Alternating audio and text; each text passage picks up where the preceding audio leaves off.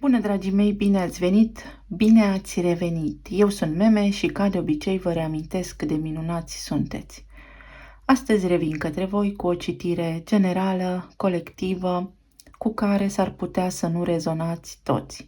Este în regulă, dacă nu rezonați cu citirea, vă îndrum către alte locuri pe YouTube. Există diversitate, suntem unici, originali și este de înțeles. Cu toate că s-ar putea un cuvânt, o idee, un mesaj să fie pentru voi dacă ați accesat acest clip. Priviți bine în jur și începe să vă reamintiți cine sunteți voi în esența voastră, care este sensul, scopul și ce vrea sufletul, ce caută sufletul. Pentru că ori ne trezim, ori devenim roboți. Energia de astăzi ne spune comunicare.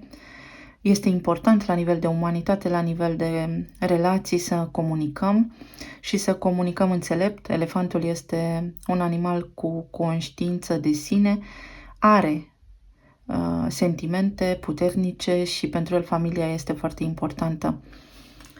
Este un animal puternic, un animal înțelept. Drept urmare, comunicarea este cheia. Aici avem împământat. Este un moment bun să devenim realiști. Ne ajută și tranzitele astrologice actuale. Avem foarte multe planete în Taur acum. Și Taurul este un semn senzual, un semn al iubirii, dar în egală măsură este și un semn strategic, coerent, lucid, care se gândește foarte des și frecvent la siguranță. Siguranța în relații, să comunicăm despre ceea ce ni se pare nouă că este sigur sau nu. Și înțelepciune. Iată că am invocat înțelepciunea fără să știu că apare. Deci energia de astăzi, de când accesăm clipul, de fapt, și pentru totdeauna, pentru că timpul este fluid, trecutul, prezentul și viitorul se petrec toate în acest moment al vorbirii. Este important acum să trageți niște concluzii, să fiți foarte realiști în ceea ce ține de viața voastră, ce vă privește pe voi, sufletul vostru, și cu înțelepciune să comunicați ce vă doriți. Sau să faceți ce este cel mai bine pentru voi. Să faci ce e cel mai bine pentru tine nu este o dovadă de egoism, ci din contră este o dovadă de iubire de sine, cu mențiunea că a face ceva pentru tine este ceva care duce către iubirea de sine, dacă nu atacă și nu face rău nimănui altcuiva. Nu atacă binele suprem al altcuiva. Deci energia zilei asta spune: avem porți, da, se pot deschide porți către conștiință înaltă. Avem înalta preoteasă și marele preot aici. Ceva ce nu ne este cunoscut acum, fie fapt real care s-a petrecut în relații, în viață, fie ceva ce eu știu în sufletul meu, iese acum la suprafață. Avem un semn al peștilor, dacă ar fi să o luăm așa, din mentalul colectiv, și un semn al preotului, care este cartea Taurului.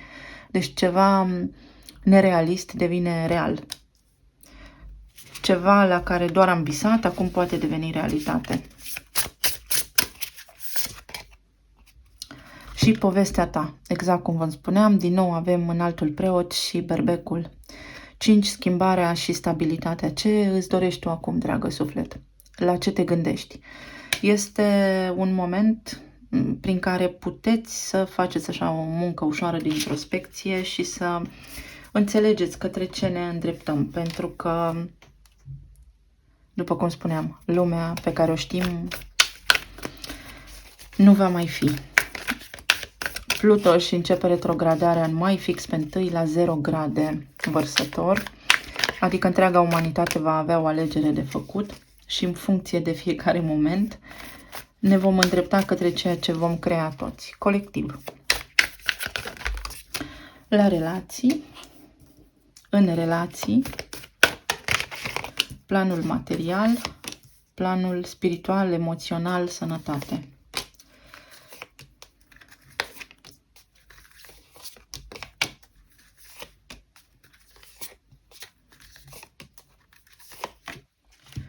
La relații, Asul de bâte, roata, 10 de bâte și cavalerul de spade. Pentru unii dintre voi simt aici o mare pasiune care stă să iasă la suprafață, o dorință de mult ascunsă, capătă un sens, o idee, o șansă norocoasă se întrevede la orizont pentru voi, să descoperiți ceva ce v-a chinuit, ce v-a consumat pe interior. În relație, în casă, în relațiile cu ceilalți, indiferent de persoanele la care vă gândiți. Văd că cineva aici, pentru unii dintre voi, fuge de responsabilități pentru că este sătul sau sătulă și vrea să o ia de la început. Ori sunteți voi aceștia, ori sunt persoanele la care voi vă gândiți acum. Pentru alții dintre voi, văd că sunteți realmente într-un punct în care v-ați săturat de... A început să plouă, mă scuzați, nu o voi mai întrerupe pentru că toată ziua m-am chinuit să filmez și ba a plouat, ba m-a durut capul. Deci la nivel de relații, pentru unii dintre voi văd că v-ați săturat realmente de incertitudine și vă doriți să terminați, întorceți spatele efectiv trecutului, realmente, întregului deznodământ, întregii povești, pentru că în fața voastră știți și aveți încredere în univers, în divinitate, cum vreți să-i spuneți, că este ceva mai bun. Iar pentru alții dintre voi aici se rescrie istoria. În acest moment prezent puteți, prin focul cosmic, prin voința voastră, prin voința spiritului vostru, să rescrieți această istorie sau ghinionul din dragoste. Pentru cei care sunteți la distanță, persoana la care vă gândiți voi, pentru cei care rezonați cu mesajul, este prinsă într-o epuizare cronică, într-o ceață mentală cronică, într-o deznădejde totală și nu știe ce vrea. Degeaba voi vă doriți ca cineva să revină sau treburi de genul acesta, pentru că acea persoană este cu spatele la voi, dar cu fața îndreptată către tot și către nimic, fără să știe ce își dorește. Însă aici văd o ocazie, o șansă unică pentru un alt grup dintre voi să îngropați definitiv trecutul, deznădejdea, durerea care a fost acolo și să o luați de la început, deși acest lucru este valabil. Pentru cavalerul de spade avem spânzuratul. Cineva, după cum spuneam, este suspendat aici în spațiu și în timp, cineva vă urmărește de la distanță, cineva are o chemare foarte pasională pentru voi, are foarte mari dubii în ceea ce privește alegerea făcută și viața actuală pe care o are, care îl chinuie sau o chinuie, se află într-o altă legătură amoroasă cu altcineva, dar nu este conform așteptărilor și a dorit ceva și a primit altceva. Pentru alții dintre voi, vă doriți să faceți un pas către cineva, dar în acest moment există blocaje aici. Avem 5 de monede cu 10 de bâte. Da, unii dintre voi veți experimenta posibil un refuz de la persoana voastră de interes și acest blocaj din acest moment este pentru că în fața voastră se află ceva mai bun, dar nu puteți să vedeți acest lucru. Și 4 de spade. Unii dintre voi veți experimenta o pauză, o perioadă de tăcere, o perioadă în care să nu știți nimic, posibil să vă simțiți un pic chinuiți de incertitudine și de necunoscutul poveștii voastre, dar tot răul spre bine. Pentru unii dintre voi există o șansă să reluați conexiunea, iar pentru alții dintre voi o pasiune nebănuită vă bate la ușă. Pur și simplu puteți cunoaște pe cineva, începând din acest moment până când voi veți reuși să vă controlați mintea și emoțiile și să manifestați pe cineva foarte potrivit vouă, cu care, da, să faceți casă bună, cum se spune. Iar pentru roata norocului avem 8 de monede, pe cineva pe care puteți să-l cunoașteți prin intermediul serviciului, prin ceva ce are legătură cu banii, cu finanțele voastre, poate fi Taur, pentru că toate planetele în acest moment se află în Taur, sau pe cineva foarte sigur alături de care să vă clădiți o viață împreună. Pentru alții dintre voi, dacă sunteți separați, persoana la care vă gândiți voi acum s-a gândit foarte bine sau se gândește foarte bine și are idei și intenții reale să revină către voi, Analizează, să știți, oferta. Este pur și simplu epuizată această persoană, dar nu între ale iubirii, ci așa, în urma unor alegeri făcute, iar alții dintre ei se simt rușinați.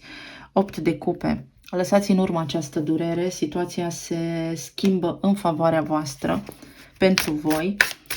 Se vede o îmbunătățire aici, vă lipsește o cupă, cupa iubirii, poate iubirea de sine vă va ajuta, poate, nu știu, redescoperiți iubirea. 4 de monede. 4 de monede. Aici este o relație karmică și este casa 4 și casa 8. Simt o energie de berbec aici, dar și o energie de scorpion sau poate arhetipul acesta marțian, acțiune. Poate fi aici în relațiile voastre, dacă acum sunteți în tăcere, cineva doarme în bocanci. Văd că situația se va schimba, pentru că există 9 de cupe aici care vrea schimbare. Deci ceva se va petrece, pentru că voi ați invocat puterea aceasta a schimbării. Și avem pajul de monede, după cum vă spuneam. Cineva aici analizează, primiți o ofertă sau cineva revine cu picioarele pe pământ. Dacă până acum a dormit pe el sau pe ea, acum are așa un șoc că ar putea pierde tot și revine la sentimente mai bune. Și 10 de cupe. Până la urma urmei, pentru unii dintre voi redevine treaba frumoasă, relația frumoasă, posibil unii dintre voi puteți să vă conectați acum cu cineva nou, complet nou, dar care face pași mici, încet și sigur către voi. Cineva care analizează foarte mult, este o fire foarte introspectă sau cineva care nu este genul acela de om care își exprimă cuvintele sau iubirea foarte siropos, ci o face prin fapte și prin lucruri. Veți vedea prin atitudine și prin ceea ce face că vă place, nu neapărat prin ceea ce spune. Deci este o energie aici foarte pământeană. Unii dintre voi, după cum vă spuneam, lăsați în spate trecutul și karma și vă îndreptați către altceva. Alții dintre voi s-ar putea să descoperiți că în urma unei pasiuni avute deveniți părinți. Alții dintre voi s-ar putea să aflați că, nu știu, ați fi putut să fiți părinți, dar s-a întâmplat ceva acolo. Pentru alții dintre voi, vreau să mai văd aici cei cu 4 de spade. Situația este la capăt de drum și este un moment bun să mergeți mai departe, pentru că aveți asul de bâte și 10 de cupe, care spun o nouă pasiune, și asul de monede. Are ca și clarificare asul de monede. Un început, o nouă cale. O nouă cale către fericirea voastră. Foarte mulți dintre voi veți afla ceva concret. Veți înțelege ceva concret din povestea voastră. Veți comunica cu cineva și veți trage niște concluzii normale, foarte clare, foarte înțelepte din povestea asta și veți ști pe ce drum să o luați de acum înainte. Aud cuvintele sau fraza: să-i dăm cezarului ce este al cezarului. Ceea ce trebuie să se întâmple se va întâmpla. Un nou început, nebunul. O propunere nouă, puteți primi unii dintre voi, cineva poate să revină către voi și să își ceară scuze, dar cineva se deschide foarte greu. Cineva se deschide foarte greu aici. Despre cine este vorba? Un artist, poate aveți legătură cu un artist sau poate este cineva care are, știți cum sunt artiștii, ei și arta lor. Artistul spune că ne exprimăm trăirea dincolo de cele 5 simțuri. Am spus mai devreme că pot fi Taur, Scorpion, Berbec, pot fi și alte semne, vă spun imediat ce, dar vă conectați prin Neptun, prin Pești, prin Saturn în Pești. Asta înseamnă că vor avea loc niște evenimente în viața voastră, clar, prin care să înțelegeți exact către ce vă îndreptați. Pentru că ce a fost până acum nu va rămâne exact așa cum este. Și eternul copil, fie voi, fie ceilalți sunteți foarte copilăroși sau aici trebuie vindecată o traumă a copilului interior, sau cunoașteți pe cineva mai tânăr sau cineva este mai matur, cineva este mai copilăros sau mai imatur emoțional. În tot cazul, cred că unul dintre voi este mai ancorat în realitate, iar celălalt este mai imatur puțin. Și atunci persoana care a fost mai imatură a visat la chestii și nu ați putut să discutați clar și concret ce vreți. Sunt foarte multe scenarii pentru că și voi sunteți mulți, dar deznodământul este unul foarte bun. Ca semne astrologice avem Săgetător, avem toate semnele de foc foarte puternice și predominante, avem Săgetătorul, avem Gemeni, avem Pești, avem Fecioară, avem Pești din nou, avem Taur, avem Pești din nou, avem Fecioară din nou, avem Vărsător, Pești din nou, Capricorn, toate semnele de pământ și Pești. Deci, multă energie mutabilă. Lucrurile nu sunt bătute în cuie pentru voi aici, sunt posibilități variate, dar veți ajunge la o concluzie și veți înțelege unde vă poziționați în acest moment. Să-i dăm cezarului ce e al cezarului. Veți primi răspunsurile de care aveți nevoie. Pe planul material, regele de spade, diavolul, 5 de spade și asul de cupe. Unii dintre voi aveți o dramă, o pasiune sau pe cineva la serviciu cu care aveți o idilă, o legătură. Posibil un șef sau posibil un medic, un profesor, dacă studiați, ați făcut o pasiune pentru cineva, pentru un lider, pentru un fel de lider care vă dă foarte mari bătăi de cap. Este o dragoste ușor imposibilă sau toxică, dacă vă regăsiți în acest scenariu. Pentru alții dintre voi vreți un nou serviciu care să vă aducă mai multă împlinire, pentru că în acest moment s-ar putea să aveți câștiguri materiale, dar care nu vă satisfac pe deplin. Adică aveți satisfacție materială, dar cam atât. Pentru alții dintre voi văd aici că aveți o funcție care vă dă foarte mari bătăi de cap și vine și cere sacrificii.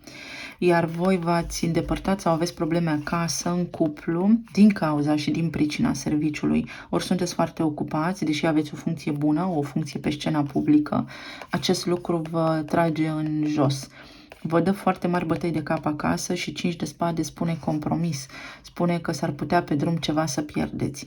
Pentru alții dintre voi văd că vă doriți ceva material și așteptați de undeva, de la o persoană cu autoritate, un răspuns și nu știți dacă va fi pe placul vostru sau nu. Pentru 5 de spade avem 5 de bâte. Un conflict posibil să aveți la serviciu unii dintre voi și să doriți să scăpați din el. Ceva bârfe aici, energie toxică, care până la urmă se rezolvă. Pentru diavol avem temperanța. Undeva cred că trebuie să cedați și să fie ceva de genul cel deștept cedează. Și pentru regele de spade avem lumea. Se încheie un conflict și o așteptare. Dacă așteptați un aviz sau așteptați o autoritate să ia o decizie în ceea ce vă privește, până la urmă lucrurile se vor calma și se vor liniști. Depășiți cu bine un conflict sau obțineți pe partea aceasta financiară ceva bun în favoarea voastră care să vă ajute. Pe partea emoțională avem steaua, ce frumos, pajul de cupe, 3 de bâte și lumea. Pe partea emoțională e zvâc, e pasiune. Cineva v-a făcut ceva declarații, dar vi le-a făcut, sau cineva vă place, dar a avut un mod ușor straniu, mai sexual, mai erotic așa de a vă transmite mesajele posibil, nu neapărat sufletesc. Pentru unii dintre voi. Pentru alții dintre voi vă doriți din tot sufletul să rezolvați și așteptați o soluție pe planul medical pe care o veți afla, o vindecare. Se vindecă ceva, se cicatrizează ceva, se închide un cerc al drumurilor făcute, al lucrurilor făcute, al durerii, al suferinței și se închide de bine. Unii dintre voi s-ar putea să fi fost la medic cu ceva pe partea de cardiologie, alții aveți migrene foarte puternice, atenție la partea oftalmologică, la ochelari văd aici, ochiul stâng mai exact, este mai sensibil. Pentru alții dintre voi văd că aveți legătură sau că vă preocupă ceva ce are legătură cu un copil, cu copiii, cu sănătatea. Da, știu cum, știu despre ce este vorba și eu am experimentat săptămâna trecută asta. Din nou, avem steaua, avem vindecare, iar pentru alții dintre voi aveți o trăire, aveți o simțire pentru cineva, dar vi se pare că este foarte la distanță și s-ar putea ca această persoană să fi venit, să vă fi oferit o bomboană, o floare, un trandafir și să fi dispărut în ceață, iar voi ați rămas în expectativă. Unde ești? Ce s-a întâmplat? Ce s-a întâmplat? Am visat? Ai fost? N-ai fost? Ceva de genul acesta. Pe plan spiritual, aici închideți o karmă. Deci treceți la un alt nivel, ați închis o karmă, dar trebuie să învățați o lecție în urma acestei karme. Trebuie să învățați o lecție dintr-o întâmplare recentă, dar să o puneți și în practică, în acțiune. Trebuie să acționați într-o direcție anume. Pajul de cupe. Cine va da bătăi de cap aici? 10 de spade. Cineva care este ușor tulburat sau cineva care a ieșit dintr-o relație recentă sau cineva care a făcut ceva foarte impulsiv și acum s-a retras, se teme. Înalta preoteasă, cineva care are niște probleme aici despre care voi nu știți. 6 de spade.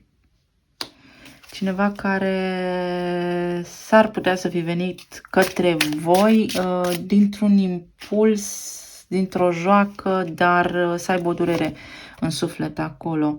Și aici avem un altul preot. Da, dacă ați avut genul acela de interacțiune descris anterior, cineva a ieșit dintr-o relație și a venit către voi așa copilărește, dar l-a lovit sau a lovit-o înapoi durerea anterioară. Pentru alții dintre voi pe plan medical, obțineți o soluție, deci căutați ceva, nu știați exact ce sau vă macină o provocare medicală pe care o aveți, dar aici este un vindecător, este vindecătorul satului, este șamanul, este medicul, iar aici este 6 de spade, este drumul pe care îl veți face acum alături de un medic curant care vă duce către vindecare. Deci porniți o terapie, obțineți un tratament și vă puneți pe picioare. Cheia pentru astăzi, casa, stabilitatea și, uite, stabilitatea și căsătoria. Deci despre relații poate fi vorba. Mi s-au prăbușit aici cărțile. Aveți o întrerupere, iată. Cineva s-ar putea să vină în vizită la voi sau să vă trimită un mesaj neașteptat dintr-o dată sau să primiți niște vești în legătură cu relația. Vești însemnând chiar și pe mediile astea de socializare, că ne-au înnebunit mediile de socializare, să vedeți o poză postată, nu știu, să vedeți persoana respectivă online după mult timp, să aflați ceva. Să aflați ceva prin cunoscuți, ceva ce are legătură cu casa și cu relația voastră anterioară, dacă nu sunteți într-o relație. Pentru alții dintre voi, văd că primiți niște vești bune dacă sunteți într-o relație stabilă, foarte iubitoare, ceva legat de casă. Iar pentru alții dintre voi văd că ceva în casa voastră devine stabil. Atenție la conductele de apă, la inundații, să nu aveți surprize. Talismanele.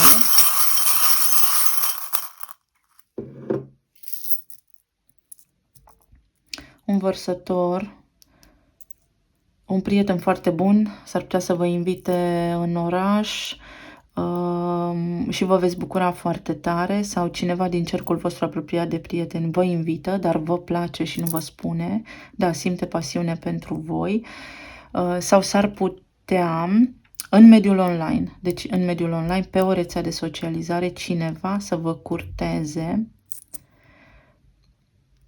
Speranță și miracol. Este un sens în această poveste. Pentru unii dintre voi reapare speranța și miracolul. Se transformă o situație, o poate lua de la început, de data asta mai empatic, mai înțelept. Avem inițiala D, J, poate, iată, artiști, din nou apar aici artist, DJ, poate are legătură cu sunetul, cu rețelele, cu muzica, cineva. Avem o rădăcină de pătrunjel aici, ceva toxine, atenție la toxine sau la văz și la stomac, ok, o șansă, cineva va insista, dar atenție că vă spune lucruri dulci, lucruri frumoase, însă mai imature așa, o inimă, da, puteți avea progres, dar voi și cealaltă persoană sunteți diferiți. Există aici o karma, ceva de învățat din asta. Din nou elefantul, înțelepciune, comunicați cu înțelepciune. Ce avem? Bufnița. Unul dintre voi este foarte puternic și foarte brut așa în abordare, iar celălalt mai suav și mai înțelept. Energia feminină, de ea depinde povestea aceasta. Avem 601 aici, dar dacă am zis 7, îl luăm și pe el în considerare. 601 sau 10 și 6.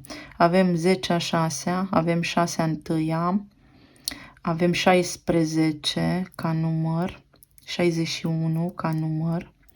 Avem magicianul, nebunul și îndrăgostiții. Un risc. Puteți risca ceva, dar va fi o alegere și trebuie să fiți foarte atenți pentru că va fi dulce bucurie sau amară agonie. Mai poate fi o balanță aici. Dacă îl întorc așa, poate fi o fecioară aici. 91, 19, din nou 10. 19 mai poate fi. Sau 90. Așa, avem o mână, o reconectare, niște mesaje, cineva stă ca pe jar pentru niște mesaje care nu vor întârzia să apară, două chei.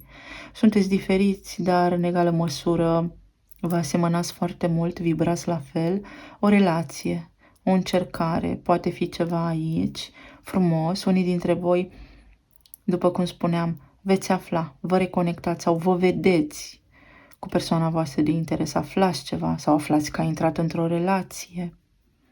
Unii dintre voi văd că aveți nunta în toamnă, un rac mai este aici, iar ca inițiale avem D, J, I. O să păstrez doar inițialele aici și pe restul le pun jos. Avem așa. J, D, K, X, P, I, D, Z. O surpriză sau poate o dezamăgire, ziua de joi, din nou aceste țări nordice. Ce este în nord?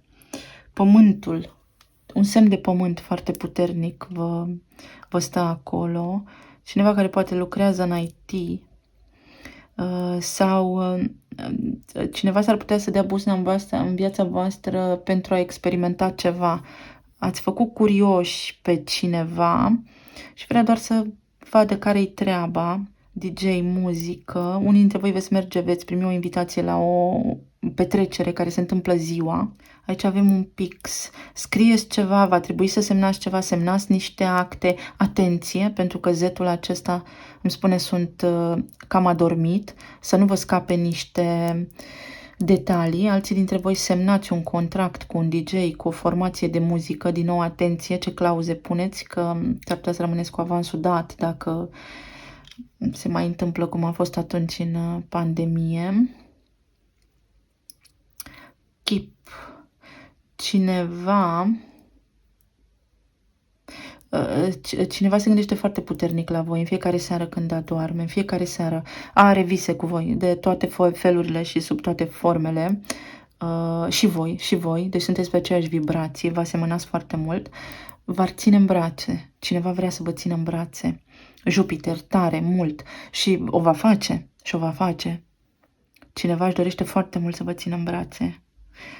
Unii dintre voi văd că vă cumpărați ceva sau clar veți petrece o noapte cu cineva sau o zi, voi știți, pijama, dar pijama în sensul de suntem amândoi în pat și îmbrățișări multe aici.